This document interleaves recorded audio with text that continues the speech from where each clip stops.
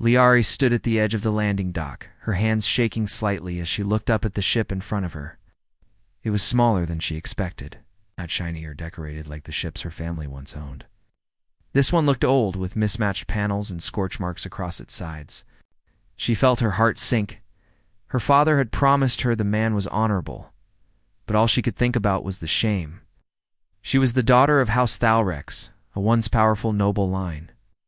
Now, because of her father's poor trade deals and unpaid loans, she was being married off to a human. Not out of love, but to erase a debt. "I'm sorry, Liari," her father had said, looking away as he signed the agreement. He agreed to clear everything in exchange for this. It was the only way. The memory burned in her chest. The ramp hissed open, and a human man stepped out. He was tall, dressed in simple clothes stained with oil and dust. His dark brown hair was tied back, and his face looked tired but calm. He walked with quiet steps, like someone used to being ignored. "You must be Liari," he said. His voice was low, but not cold. She nodded stiffly. "And you are Cal?" "Yeah," he replied. "I have a small room set up for you. You don't need to do anything. Just stay comfortable. I'll be on the station for one more day, then I'll take you to my ship." "This isn't your ship?" she asked, looking around. "No, it's just a rental transport. My ship's docked at Nexus Outpost 5. She nodded again, not knowing what else to say. The next day, Cal took her to his ship. It was called the Dawn Trail, and it looked even older than the transport. The inside was clean but worn. Everything had a purpose, no luxury, no art, just function. She expected to be shown to a shared room. Instead, he led her to a small space with a bed, storage cabinet, and a screen. "This will be your room," he said. "You have control over the door and the temperature. I won't enter without your permission." Liari blinked. "You're not claiming me?" He frowned. "I didn't marry you to control you. I only wanted to make sure you weren't given to someone worse." His words confused her. Most males from other species would treat her like property under this kind of deal. Cal treated her like a guest. "Thank you," she said softly, still unsure. He nodded and left without another word. In the days that followed, Liari watched him closely. Cal worked long hours on repairs and system checks. He barely spoke unless she started the conversation. He cooked basic meals, sometimes burnt, sometimes cold, but he always gave her the better portion. He didn't smile much, but he wasn't rude either. He was careful, steady, and quiet. Sometimes too quiet. She wondered what he was thinking. Was he angry? Bored? Disappointed with the arrangement? One morning, she woke early and walked into the engine room. She wanted to ask about a blinking light in her room, but she stopped in the doorway. Cal was standing on a stool, fixing a vent above his head. His shirt was off, and she saw his back covered in faded scars and rough skin. It's not fresh wounds, but the kind that told stories of past battles and hard work. She froze. Her people had different body shapes. Humans were strange to her, but in that moment, she didn't feel fear. She felt curiosity. His muscles weren't big like the warriors of her homeworld, but they looked strong, shaped by years of survival, not vanity. He turned suddenly, surprised to see her. She quickly looked away. "Sorry," he said, jumping down and grabbing his shirt. "I thought I was alone." "It's fine," she said, trying to sound calm. Her face felt warm. She didn't know why. He pulled the shirt over his head and nodded toward her. "Did you need something?" "The screen in my room is blinking blue," she mumbled. "I'll check it after I finish this," he said. "Don't worry, it's probably a loose cable." She nodded and left quickly. Her heart was beating faster than it should. That night she couldn't stop thinking about him. Not in a strange way, just differently. He wasn't loud, he wasn't controlling. Now she understood that he had been through things too. Maybe more than she had. He didn't speak of his past, but those scars told enough. They said he had faced danger, pain, and maybe loss. And yet, he had chosen to help her. Not for reward, not for pride, but because he wanted her safe. She remembered how gentle he looked when fixing that vent, how careful his hands were, how calm his eyes had been, even when surprised. She pulled her blanket tighter around herself and sighed. This marriage wasn't what she wanted, but maybe it wasn't what he wanted either. The next day, while eating breakfast, she asked, "Why did you agree to the deal?" Cal looked up from his plate. "Your father was desperate. People he owed weren't patient. If someone else had taken the deal, you would have ended up with a man who saw you as payment. I didn't like that idea." "But you don't even know me," she said. "I don't need to," he replied. "Deserved better than being sold off. This was the only way I could stop that." She didn't answer. Her throat felt tight. After a moment, he added, "I won't stop you if you want to leave once things are safe. But until then, this ship is yours too." Yari looked at him for a long time. She didn't know what to say. For the first time since this arrangement began, she didn't feel trapped. She felt free. Not because she had power, but because the man beside her had chosen not to take any. And somehow, it changed everything. The ship moved through quiet space, stars blinking outside the window like tiny fires in the dark. Liari sat near the small dining table, sipping warm broth from a silver cup. Cal was at the far end of the room, fixing a broken panel with steady hands. He hadn't spoken much all day. The silence between them was not cold. It was simply calm. Liari was still not used to it. On her homeworld, voices filled every room. People argued, laughed, boasted, and bragged. But Cal was nothing like that. He spoke only when needed, and when he did, his voice stayed low, calm, and slow. Watched him from the corner of her eye. Even the way he moved was strange. Quiet steps, careful touches, no wasted motion. She had never seen a human before this week. And now she shared a ship with one. And a marriage, she reminded herself. But it didn't feel like one. He treated her like a guest, not a wife, not a servant either. He never asked her to clean, never.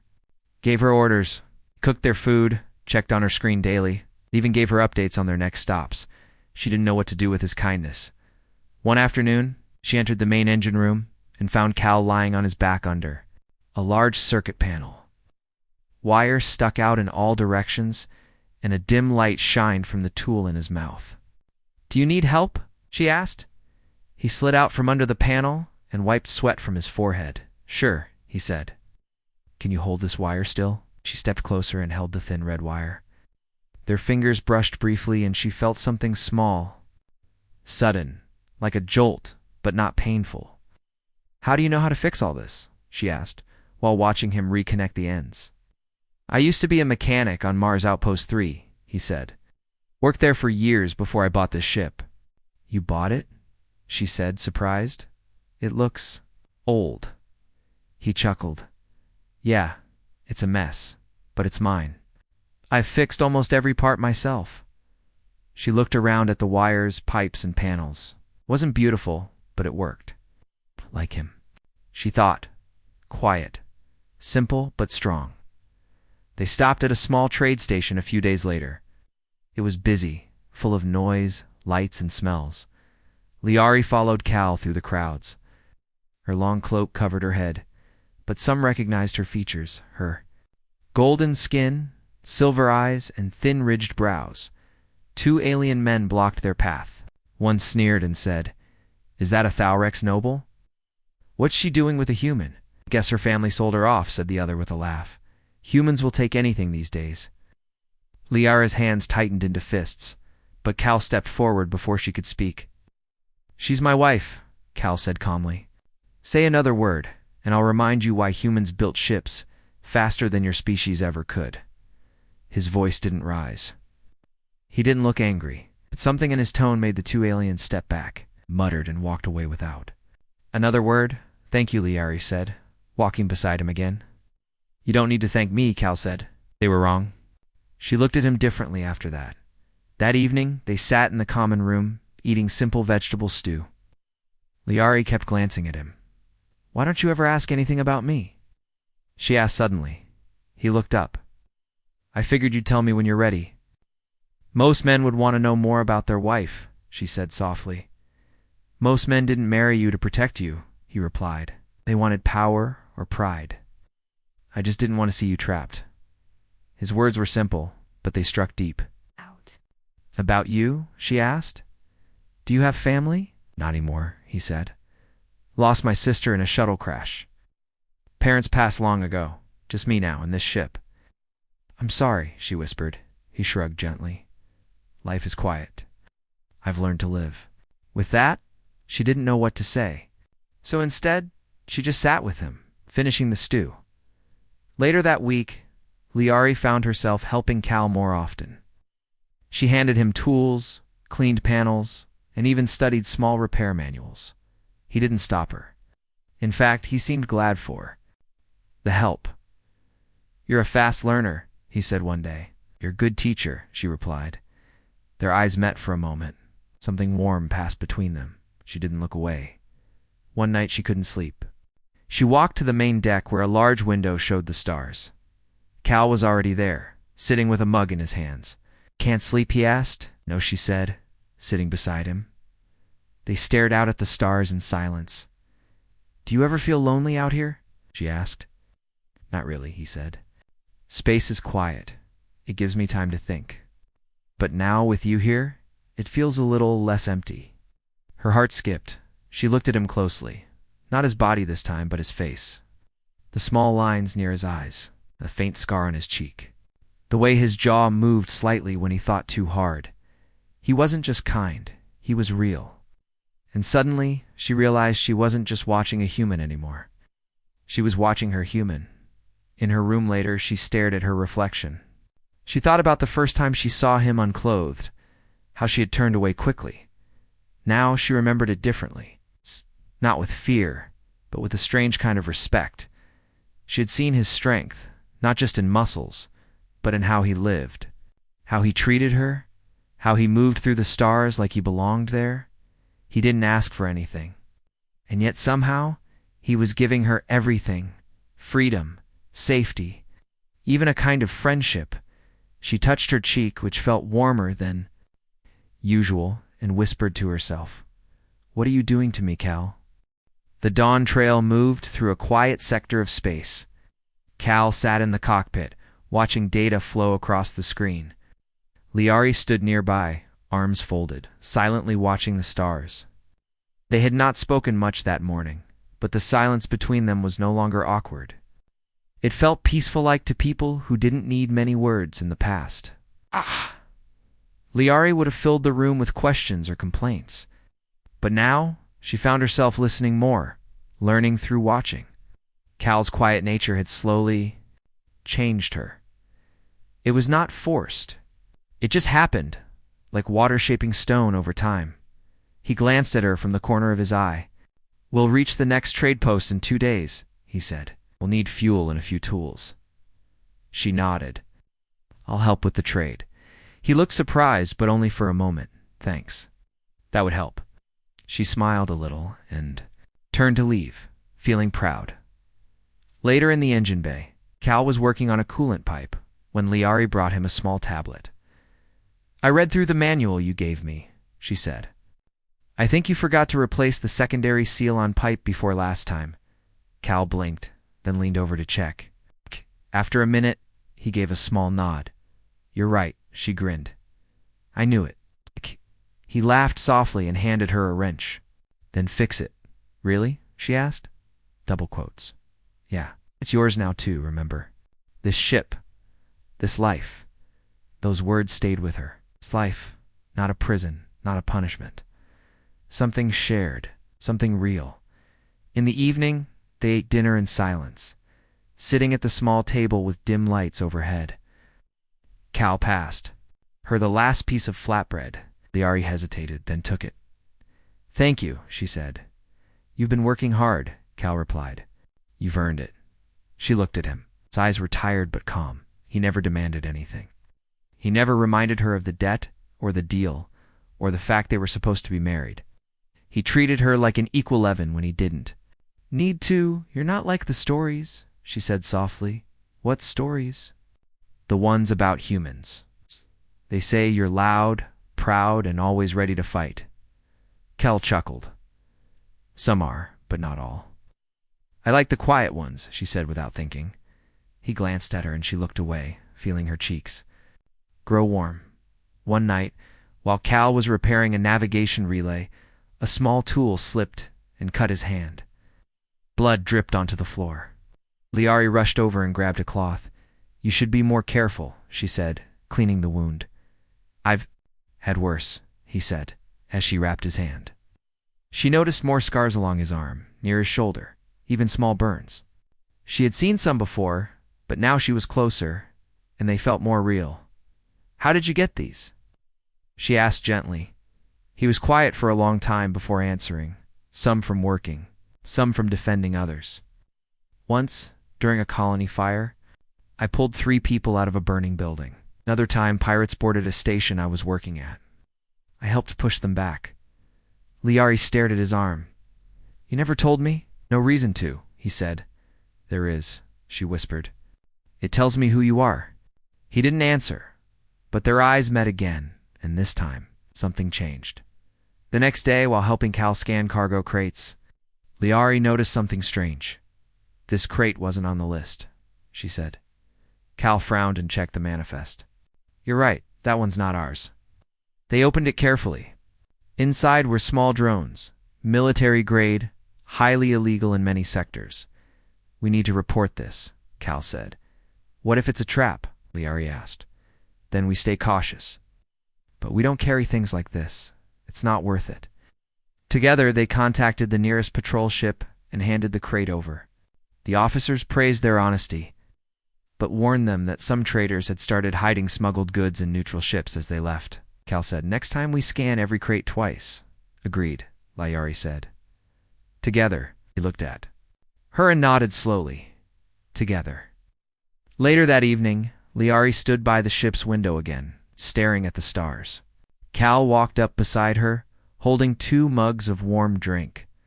"For you," he said, handing one over. She took it with a smile. "Remember what I like? Of course."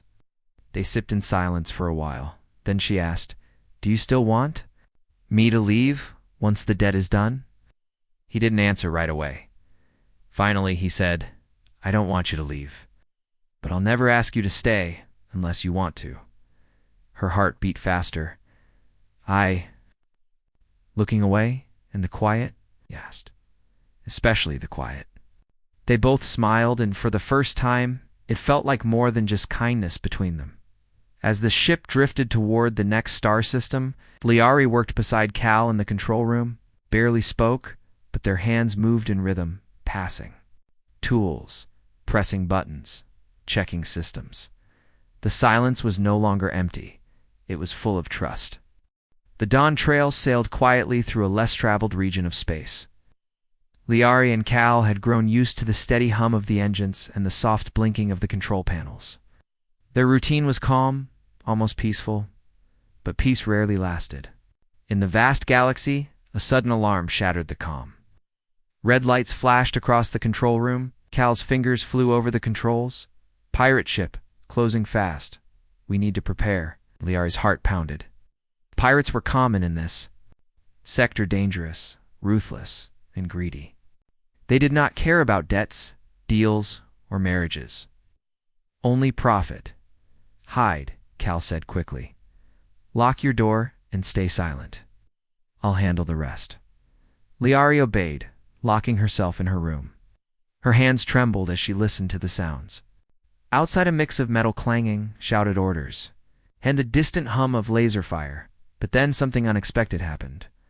A loud crash shook the ship. The pirates had boarded. Why? This door was secure, but the ship was small.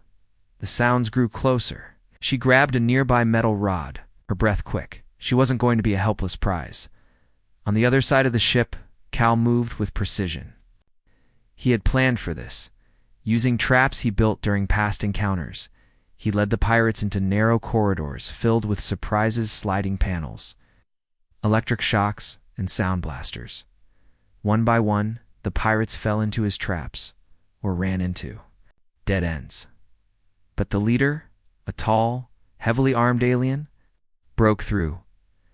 Cal faced him calmly, holding a heavy tool as a weapon. "This ship is mine," Cal said. The pirate laughed. "Your ship. We'll sell it for parts. And you'll be our prisoner." Cal didn't flinch. Back in her room, Liari heard a scuffle. Footsteps grew louder, and suddenly the door shook. "Open up." A rough voice demanded. "Lya," or I gripped the metal rod tighter. Then a sudden crash, the door started to give way. Before she could scream, the door stopped. Cal appeared in the doorway, blood dripping from a fresh cut on his arm. "Stay behind me," he said, his voice steady despite the pain. Together they moved through the narrow halls. Liari helped by throwing small tools to trip the pirates or hitting switches to lock doors. They worked as a team in the main corridor. The pirate leader faced them again. Cal raised his arm, revealing a small but powerful stun weapon hidden in his sleeve. A quick flash of light, and the pirate fell unconscious. Liari exhaled slowly. "We did it," she whispered. Cal smiled faintly. "Not yet. Need to secure the ship and call for help." They rushed to the control room, locking all doors and starting an emergency signal as the ship sent the distress call. Cal carefully examined his arm. "This cut is deep," Liari said, gently taking a cloth to clean the wound. "I've had worse," Cal said. But he didn't move away. Liar wrapped the cloth firmly, surprised at how calm she felt. She didn't see him as a stranger anymore. She saw a protector that night. After the adrenaline faded, Liari sat near the window, watching the stars. Cal joined her, still nursing his arm. "Thank you," she said softly. "You were brave," he replied. "I couldn't have done it alone." She smiled. "We're a team." He looked at her, his eyes tired but kind. More than that, maybe. She didn't reply, but her heart raced. Days passed, and the dawn trail reached a friendly outpost. Repairs began, and officials boarded the ship to investigate the attack. Cal and Liari told their story. The officials praised their courage and honesty. "You're lucky," one officer said. "Many don't survive pirate attacks." Cal nodded. "We're just glad to be alive." Liari watched him, thinking about the scars she had seen and the strength beneath the calm surface. For the first time, she felt safe in this strange new life. That evening, as repairs continued, Liari and Cal sat quietly in the common room. "Why? Didn't you tell me about your past fights before?" she asked. Cal looked away, then back. "I didn't want to worry you." "You don't have to hide from me," she said. "Maybe I was scared you'd see me as broken," he admitted. "YAR," I reached out, touching his hand. "We all have scars. They make us who we are." He smiled softly, squeezing her hand. Later, Liari found herself thinking about the day she saw him without his shirt. Now, the scars told a story of survival and protection. She no longer felt fear or confusion. Instead, she felt respect and something new, admiration. Her thoughts drifted to the future. Could this forced marriage become something real? Could she find a home with this quiet, strong human? The stars outside twinkled, and Liari knew her journey was just beginning. The dawn trail drifted slowly through a quiet nebula, the soft colors of purple and blue painting the windows with gentle light. Liari sat near the main window, her eyes watching the swirling gases outside. Beside her, Cal prepared their next course of food. The silence between them was calm and familiar. For the first time since this journey began, Liari felt at ease with the quiet. It wasn't emptiness anymore. It was comfort. Comfort she hadn't expected to find in a human. Cal looked up from the small cooking stove and smiled softly. "You look thoughtful." "I am," Liari said, turning to face him. "I think about everything we've been through." "It hasn't been easy," Cal said, stirring the stew. "But we've made it this far," she nodded. "You've been different from what I expected?" "How so?" "You're kind, patient, and honest. You don't act like a ruler or a warrior. You act like a man who knows what matters." Cal smiled again. "Maybe that's because I do." Liari's cheeks warmed. She looked down at her hands. Later that evening, they sat side by side in the small living area. Liari's heart beat faster than usual. She struggled to find words. "Cal," she began softly, "do you ever think about what comes after this journey?" He looked at her, curious. "What do you mean? About us? This marriage? The debt? All of it?" Cal sighed. "I try not to, because I don't want to imagine losing what we have now." Liari swallowed hard. Do you want this marriage to be real? He paused, then said, If you want it to be. Her breath caught. I think I do. Days passed, and Liari felt a change growing inside her. The walls she had built to protect herself began to crumble. She no longer saw Cal as just a man who saved her from debt. She saw him as someone who cared, who listened, who understood. One afternoon, while fixing a broken panel together, their hands touched. The simple contact sent a spark through her body. Cal looked at her with soft eyes. Are you okay? Yes, she said, smiling shyly.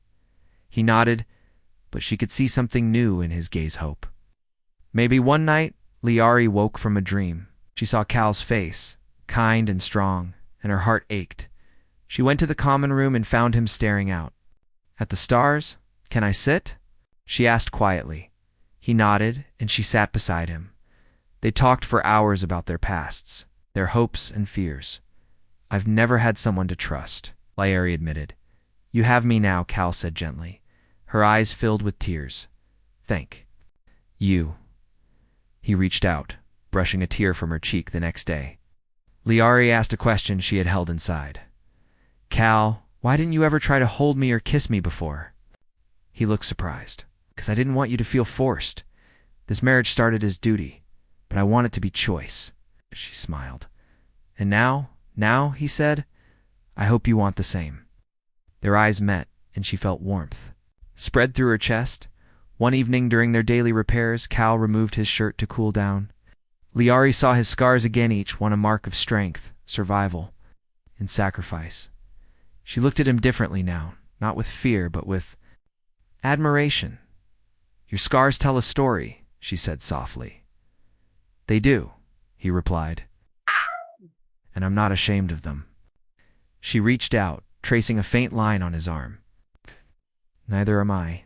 Their hands lingered, and for the first time, Liari felt a true connection as they continued their journey.